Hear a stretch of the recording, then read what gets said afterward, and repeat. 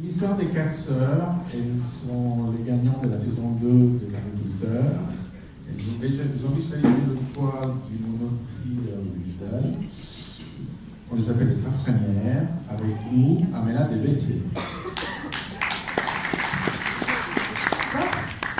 Donc effectivement, normalement on est 4, mais comme on a beaucoup de choses à faire, on se sépare. Donc je représente mes 3 sœurs.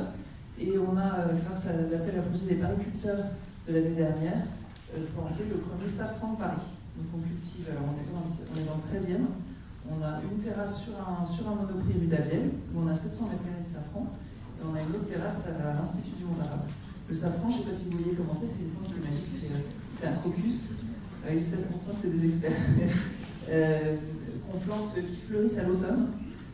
Et là, la récolte de cette épice-là, c'est assez magique. Donc ça, c'est un moment en termes de lien qui est très chouette. Ça sent bon, c'est poétique, c'est très éphémère.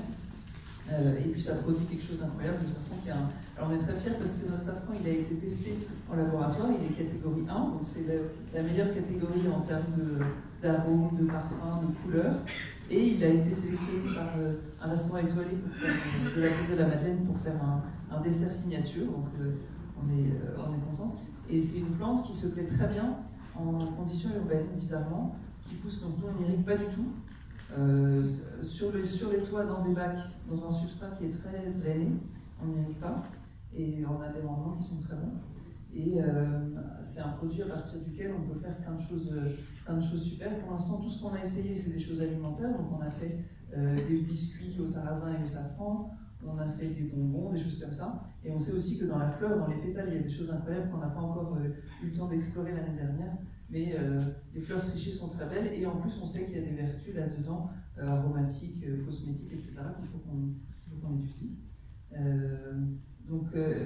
Voilà, la culture de cette plante-là, la préparation de produits dérivés, les ateliers qu'on peut faire autour de ça, parce que la récolte, l'émondage qui est un moment extra, donc nous apprend, on récolte les fleurs, on cueille tous les matins pendant 3 semaines des grands paniers pleins de fleurs, et puis ensuite il faut s'asseoir pour émonder avec des petits ciseaux dorés, on coupe le pistil, il faut ensuite déshydrater et faire attendre pendant 3 semaines avant de pouvoir le consommer.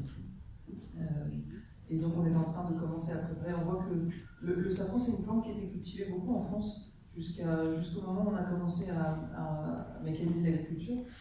On en trouve dans des vieilles recettes, on trouve beaucoup de safran. Mais on voit, nous, en discutant avec les gens qui sont venus nous voir, que c'est une habitude qui s'est un peu perdue. Donc maintenant, on commence à lancer des ateliers de cuisine au safran. On voit que ça marche. Les gens pensent à la paella ou aux sauces qui vont avec les poissons, mais ça marche dans beaucoup d'autres choses.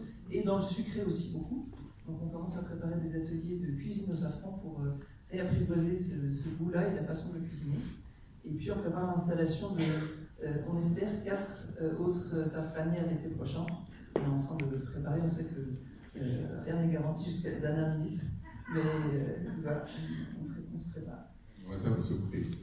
Merci beaucoup.